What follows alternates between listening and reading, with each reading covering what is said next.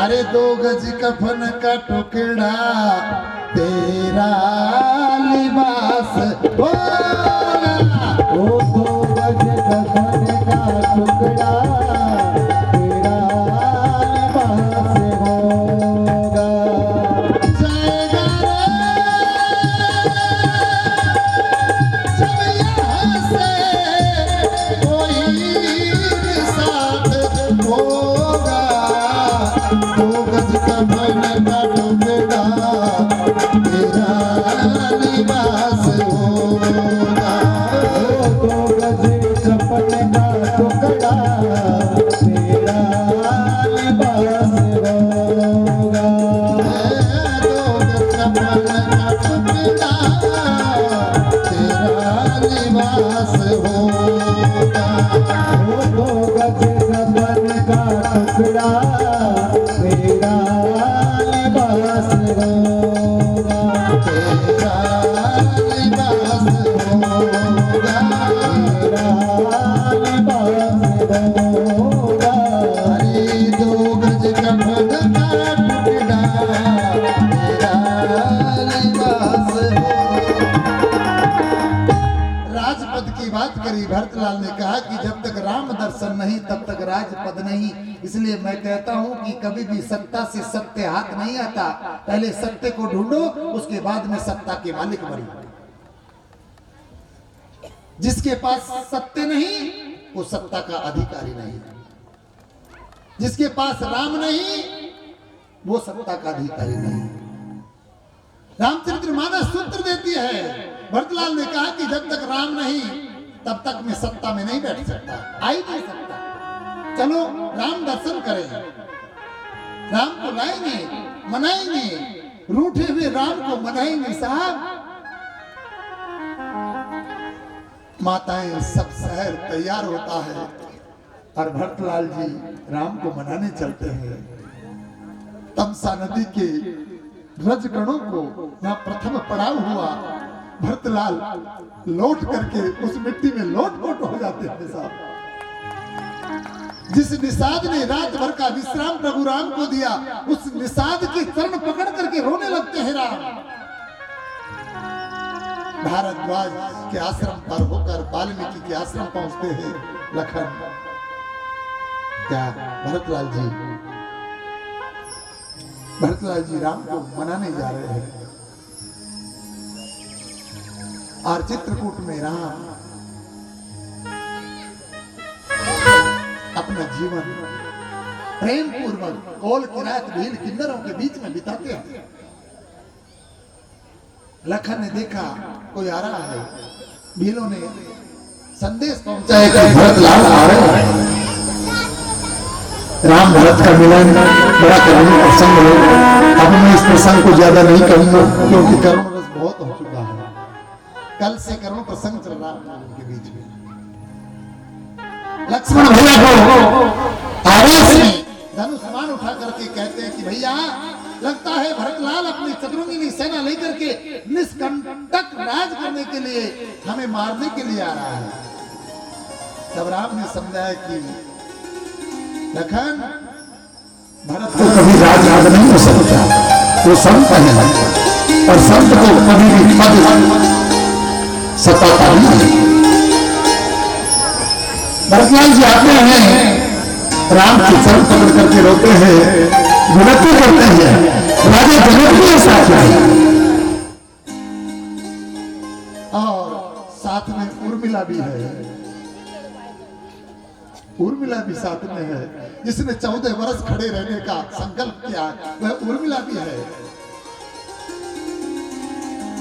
सीता ने विचार किया उर्मिला और लखन की थोड़ी बात हो जाए।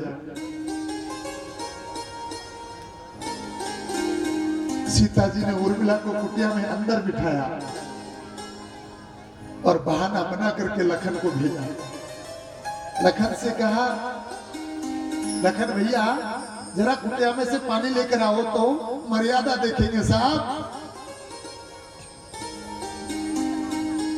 कहाँ है मर्यादा आजकल, सर्वनाश हो गया मर्यादाओं का। लखनलाल कुटिया में पानी लेने जाते हैं तो खड़ी उर्मिला, क्रस खाए उर्मिला दिखती है साहब, सूखा बदन। लखनलाल जी ने जैसे ही उर्मिला को देखा, एकदम लखनलाल जी मुड़ करके कुटी में से निकलने लगे और उर्मिला ने लखनलाल का पल्लू पकड़ लिया। प्राणनाथ भगवंत, मैंने संकल्प कर रखा है कि मैं तुम्हारी तपस्या के बीच में बाधा नहीं पड़ूंगी, नहीं बनूंगी। पर भगवंत, क्या दर्शन देने में भी कोई तपस्या टूट जाएगी?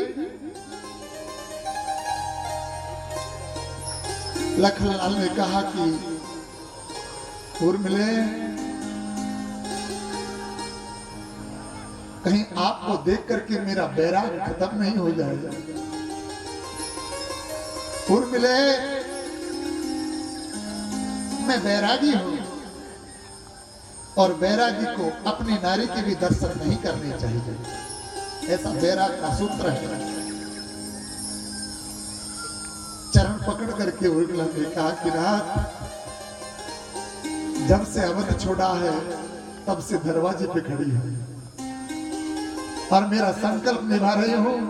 आप मुझे इतना आशीर्वाद दे दे कि मेरा संकल्प पूरा हो जाए। ये आशीर्वाद लेना मैं भूल गई थी, उस आशीर्वाद लेने के लिए मैंने ये रचना रची है।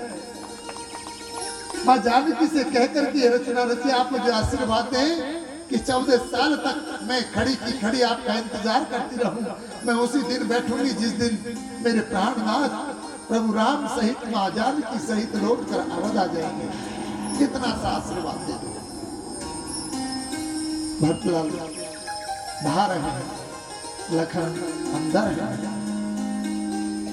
लखन को डर कि कोई देख नहीं ले, और विशेषकर भैया राम नहीं देख ले।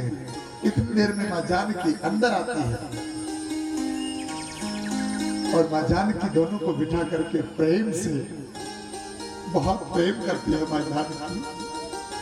उर्मिला को अपने सीने से लगा करके और कहती है कि बहन, इतिहास के पन्नों पर लिख दिया जाएगा कि किसी देवर ने भाभी के लिए इतना बड़ा त्याग किया है।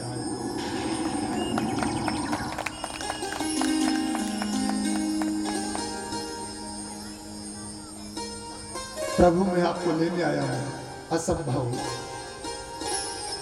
प्रभु, कोई निशानी लेके जाऊंगा।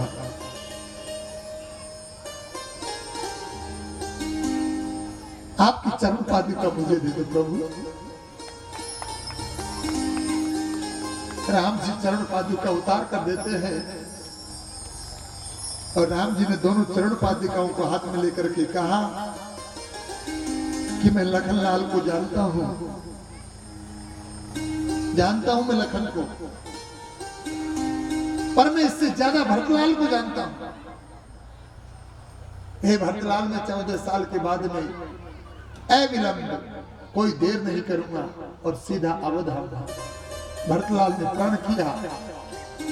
प्रण किया, प्रभु राम, हे मेरे प्रभु, अगर आपने एक पल की भी देर कर दी, अगर 14 साल पूरे होते ही एक पल की भी देर कर दी, तो ये भरतलाल तुम्हारा जिंदा नहीं मिलेगा। ये मैं प्रण करता हूं, ये मेरा संकल्प है। तब दोनों पावड़ियों से मेरे प्रभु राम कह रहे हैं कि पादुकाओं सुन लो, अगर मैं देर हो जाए आने में तो ये तुम्हारी जिम्मेदारी है कि भरतलाल का बाल भी बांका नहीं होना चाहिए।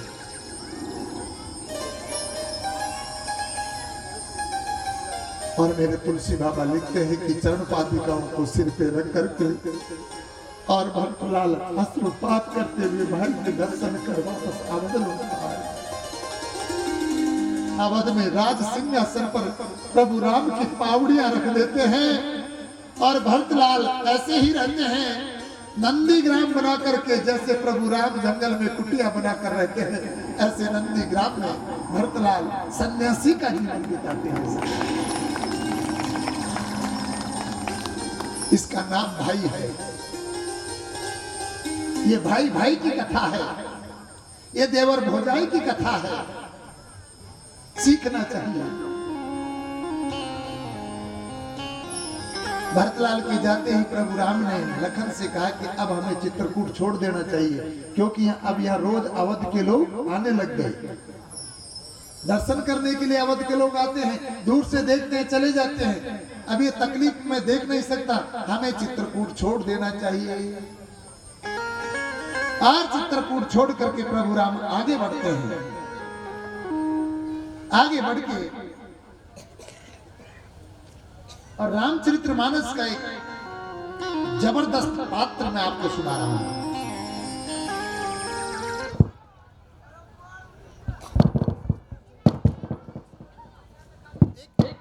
ऐसा पात्र जिसकी वेद शास्त्रों में चर्चा होती है। आगे बढ़े तो एक मंदाकिनी नदी के किनारे, जो गंगा की ही एक धारा है, वहां एक अत्रि ऋषि रहते हैं। और उनकी धर्म पत्नी का नाम है अनुसुईया। अब मैं माता बहनों से कहना चाहूंगा कि अब आप अपने कानों की बिल्कुल गंदगी साफ कर ले, ठीक है ना। अब किसी के कान में गंदगी नहीं रहनी चाहिए, क्योंकि अब मैं आपकी कथा कहने जा रहा हूं, जिसको मैं 8 दिन से सिर पटक पटक करके कह रहा हूं कि पति को परमेश्वर मानना चालू कर दो, जगत से दूर हट जाओ। अभी आपकी कथा, अभी पहले देवर भोजाई की चल रही थी, अब आपकी कथा कह रहा हूं मैं। अत्रि ऋषि मंदाकिनी के किनारे पर्ण कुटी बनाकर रहते हैं। उनकी धर्म पत्नी का नाम है अनुसुईया। कोई पुत्र नहीं है।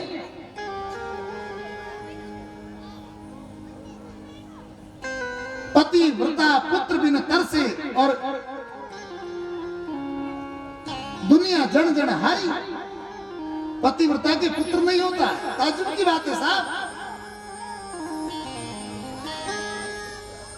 और अगर पुत्र हो जाए तो वो संत होता है। अनुसुईया के कोई पुत्र पुत्री नहीं है। अनुसुईया के पद गई सीता, अरे मिली बहोर सुशीली विनीता। मां जानकी अनुसुईया जी की चरण पकड़ करके और बैठ जाती है। ऋषि पत्नी मने सुख अधिकाई, अरे आशीष दे ये निकट बैठाई। ऋषि पत्नी अनुसुईया ने मां जानकी को आसन देकर के अपने पास में बिठाया।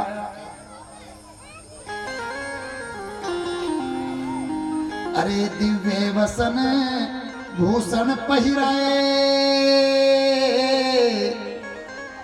लोग कहते हैं कि क्या रावण लेके जब सीता जी को हर कर ले गया तो 6 महीने तक क्या सीता जी ने स्नान नहीं किए, कब वस्त्र नहीं बदले, भूख नहीं लगी, जबकि सीता जी रावण की लंका में कुछ नहीं खाती है, न नहाती है, न पहनती है, वस्त्र नहीं बदलती है।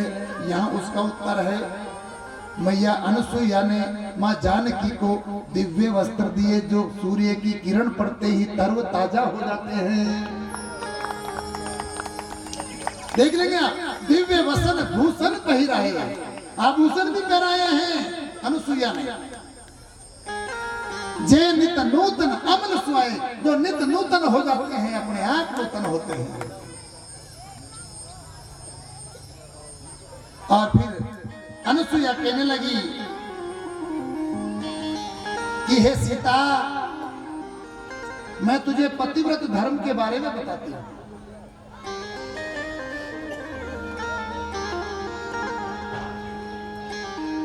अब आप लोग पतिव्रत धर्म के बारे में सुनेंगे, माता बहनाओं की संख्या इतनी है, हालांकि इतनी आपकी भी है, लेकिन आप में तो कोई धर्म ही कौन।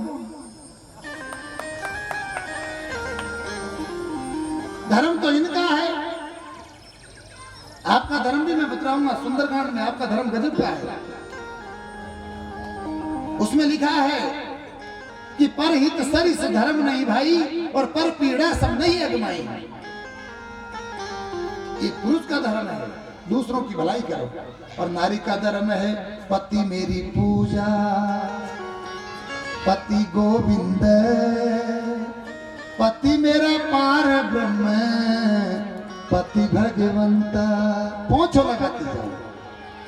में पटकती जाओ, रोटी बेलती जाओ, गेहूं काटती जाओ, चना उपाड़ती जाओ, सरसों, और एक मंत्र चालू रहना चाहिए, पति मेरी पूजा, पति गोविंदा। ऐसे नहीं कि तेल भरा ले हीरो होंडा में चाले में दूधा खेड़ी का मेला में।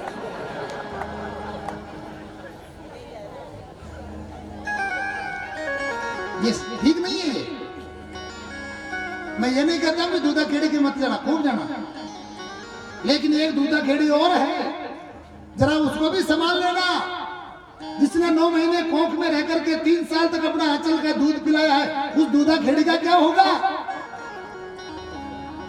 दूधा खेड़ी तो वो है जिसने तेरे दंत नहीं तब दूध पिला दिया, उसका नाम दूधा खेड़ी है, और सब गुंडागर्दी है। समझे कि नहीं समझे? कोई बाकी रहेगी कि बंदूक की गोली अब निकाल 12 बोरी चलानी पड़ेगी कहीं? ये मेरा राम ग्रंथ कहता है साहब, पतिव्रत धर्म के बारे में मां अनुसुईया सीता जी को दोनों पतिव्रता है। पतिव्रता की बात पतिव्रता करे तो आनंद की अनुभूति होती है, क्रांति होती है साहब। कहने लगी कि मात पिता भ्राता हितकारी, अरे मित्र प्रद सब सुनु राजकुमारी। माता पिता भाई ये अपने हितकारी हैं, लेकिन हे जानकी ये थोड़े दिन के लिए ही हितकारी है, ज्यादा दिन नहीं टकबे दे। ये 18 और 21 साल में हमको देश नकारो दे दे। मित्र प्रद थोड़े समय के लिए, ये हमारे हितकारी हैं लेकिन थोड़े समय के लिए हैं। और पति तो जो है वो अमित दानी वे, अमित दानी भरतावे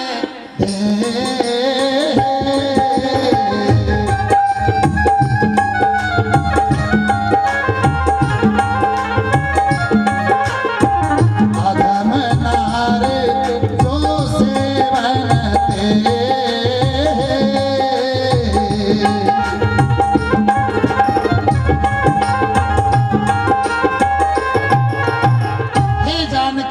पति अमित दानी होता है,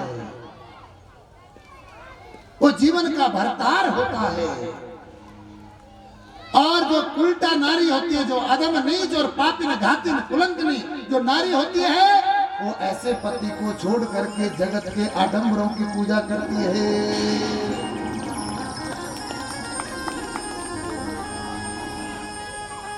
समझ में आ रही है ना बात? अब भी करवा चौथ की टांग पूछ तोड़नी है कि नहीं तोड़नी? बाकी रह गया क्या कुछ? मेरे शास्त्र का नारी धर्म सुनेंगे आप। अमित दान भरता देही, अधम नारी जो सेवनते ही। नीच नारी ऐसे पति को छोड़ करके जगत का भरपूरा पूज लिया। खेता खेता में पूजा ऊद धरणी, देवरा में पुजरी और राम धनीर मारा खेता में पुजारी ऊद धनी। सारे ऊद हो जाएंगे घर घर के पूरे लोग। बच्चे बच्चे बच्चे बच्चे बच्चे जितना हो सके बच्चे, कोशिश करें रामचरितमानस की 4 चौपाइयां रोजाना पढ़ें। ये सांपों को दूध पिलाना बंद करो मेरे भाई। ये अनुसुईया कहती है कि धीरज धर्म मित्र अरुणारी, आफत काल परख ये चारे। धीरज धर्म मित्र और नारी की परीक्षा आपत्ति काल में होती है। आपत्ति में अपना पति का साथ नहीं छोड़े उसका नाम नारी है, वरना तो नरना ना मारी नारी नर का परम शत्रु नारी है। वरना तो और ये भी कहा है मां अनुसुईया ने कि हे सीता, पति जा कैसा भी हो, चाहे दारूड़ो हो चाहे भंगोड़ो हो, ये रामायण कहती है साहब कि वृद्ध रोग बस जड़ धनहीना, अंध बधिर क्रोधी अति दीना। पति चाहे वृद्ध हो, रोग से ग्रस्त हो, जड़ हो, धनहीन हो, अंधा हो, बहरा हो, क्रोधी हो, गरीब हो पति परमेश्वर होता है। हो गया ना आनंद तुम्हारा तो। अब रिश्वतखोर होऊंगा मैं थोड़ी देर बाद में, देख लो। तुम्हारी रट रहा हूं इतने दिन से, पर आरती के टाइम पे वहां दिखती हो आप मुझे, हद कर दी। पति चाहे कैसा भी क्यों ना, रोग, वृद्ध, अंधा, बहरा, गूंगा, लंगड़ा, कैसा भी हो, पति परमेश्वर है।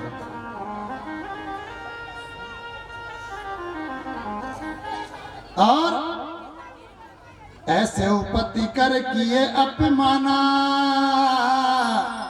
अरे नारी पाव जमपुर दुख नाना। अगर पति का अपमान कोई नारी करती है तो क्या होगा? अंत समय पछतावेगी जब जम मारेगा जूत।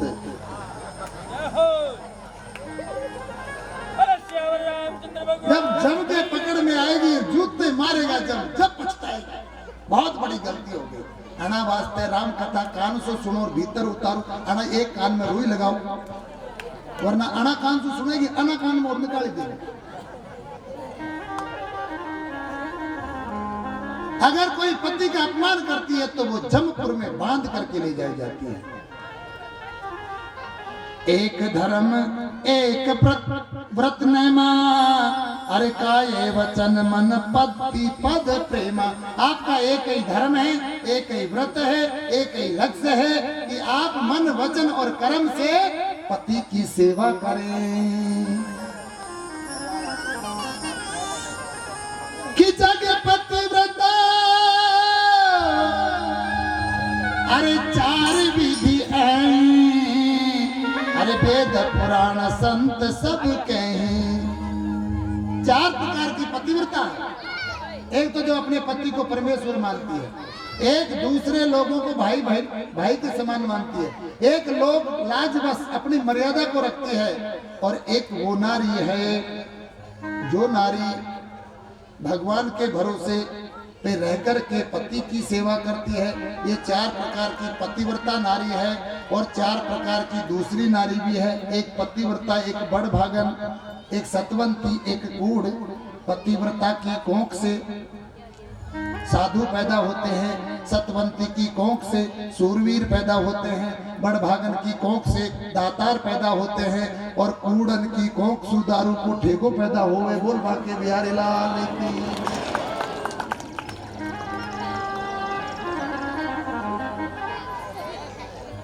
ठीक है ना? नारी की पहचान ऐसे नहीं कि उसकी लंबाई चौड़ाई गोरी भूरी वगैरह दुनिया भर का काजल टीकी लगा ली रहो, ऐसे नहीं। नारी की पहचान उसकी कोख से होती है कि उसकी कोख से हीरा पैदा हो रहा है कि काया पैदा हो रहा है। ये नारी की पहचान। आपके पुत्र और पुत्री से आपकी पहचान होती है कि ये किस खान के हीरे हैं, किस खान के पत्थर हैं। ये नारी की कोख से पता चलता है। और लिखा भी है, कन्हैया लाल सेठिया लिखते हैं राजस्थान के कि जननी जन तो ऐसा जन कह दाता के सूर, अरे नेतररी जो बाजड़ी मती गवा जो नूर। हे माँ जने तो ऐसा जन के दाता के सूर, वरना बाजड़ी ठीक है, थारो नूर मती गवा।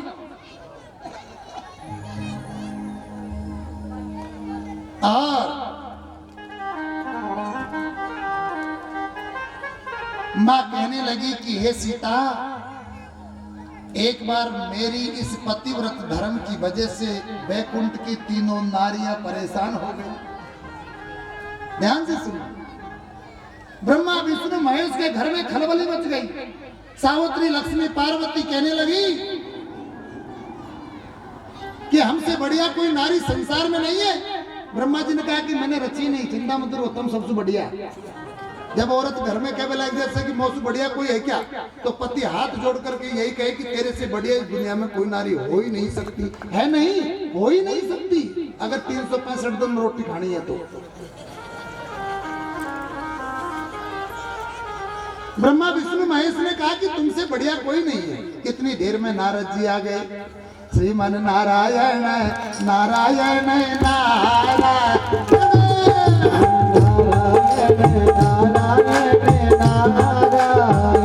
और ले नारायण नारायण भजले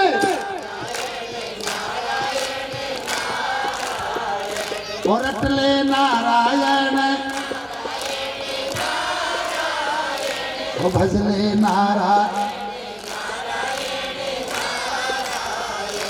रटले नारायण नारायण नारायण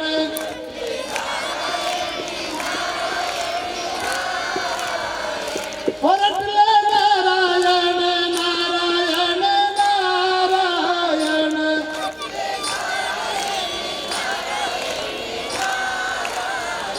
और भजले नारायण नारायण भजले नारायण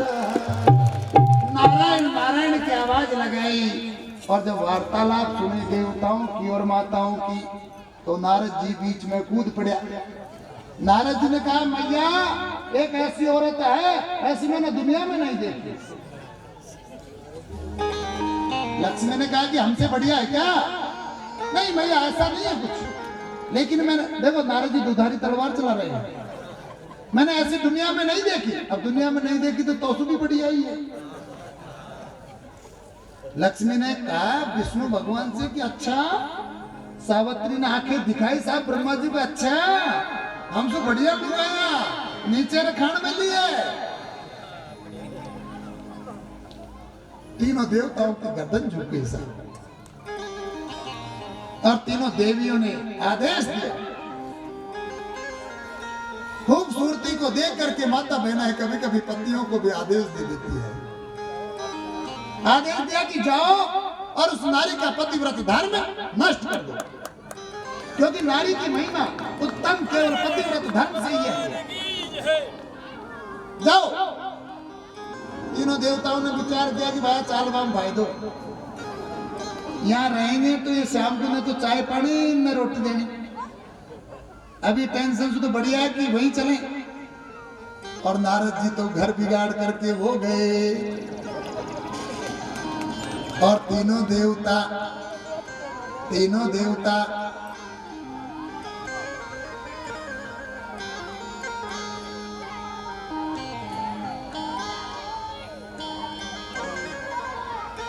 अरे देखो त्रिलोकी के नाथ, अरे ब्रह्मा विष्णु भोले आज।